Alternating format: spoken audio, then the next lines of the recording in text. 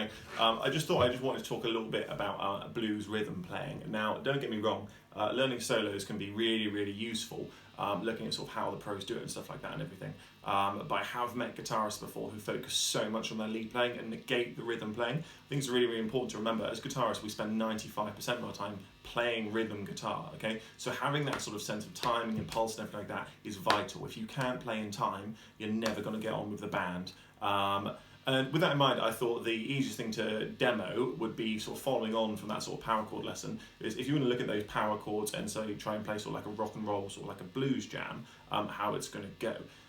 For this example, we're going to do it in the key of G, but this applies to any key. If you have no idea what keys are, don't worry at the moment. But basically, if we're talking about like a 12-bar blues, the simplest way of playing the rhythm part is I'm basically going to play 4 bars on G to start with. So it'd be like 1, 2, 3, 4, 2, 2, 3, 4, 3, 2, 3, 4, 4, 2, 3, 4. As soon as I've done that, I'm going to then change the set of strings below. So I'm going to go 1, 2, 3, 4, 1, 2, 3, 4, and then back. So 1, 2, 3, 4, 1, 2, 3, 4. I'm going to go up to the D for 1, 1, 2, 3, 4, C, 2, 3, 4, E, 2, 3, 4, D, 2, 3, 4.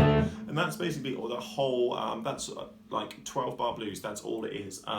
Now, it would be really good if I had a piece of paper so I could show you that or something like that. If you just type in 12-bar blues, like chord sequence, I'm sure you'll be able to find it in like a different key. But basically, that's just the sort of way you go around. Now, you need to just have that in your head so that you just can't forget it. So many blues songs and rock songs and pop songs and stuff like that will sort of follow that sequence. It's just a sequence you should know. There's no excuses. Get on and learn it. So once you have learned it, that's really good. So then if you want to put it to a song and practice your rhythm part, a good one to do would be say something like Johnny Be Good or something like that. But if we're going to do something like that, then really important thing to do is we could sort of make that part more interesting, because you think if we're sort of going through it like in a fast version of how I just played it, sounds a bit metally and weird. If we're going like, do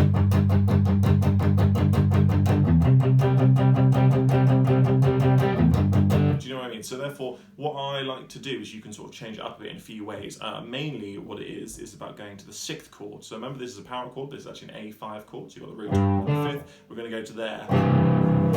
And we're just going to play like evens on 2. So I'm going to basically play 3 and 5 and then leave my first finger on 3 and go 3 and 7. So I'm going to go.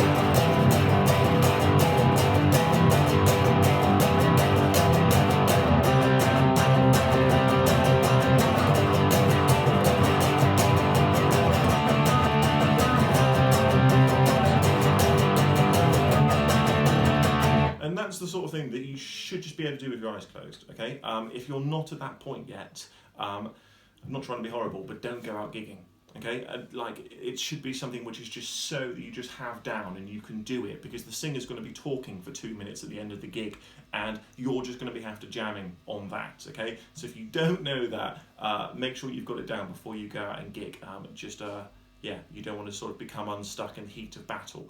And then once you've got that, there's a few variations, so we can go like.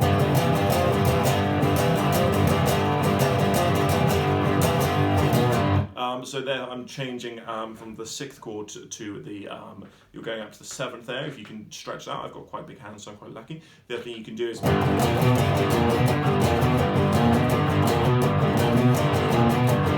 So there I'm going from the 3, leaving that one there, and then going 6 and 7. Tons and tons of variations on it. But as I said, like, being able to do really, really strong rhythm is really, really important. If you don't have your rhythm playing down and you can't play in time with a metronome, you can't play in time with a backing track or something, then you're going to have a little bit of trouble, okay? So that's what I want to say about blues rhythm playing.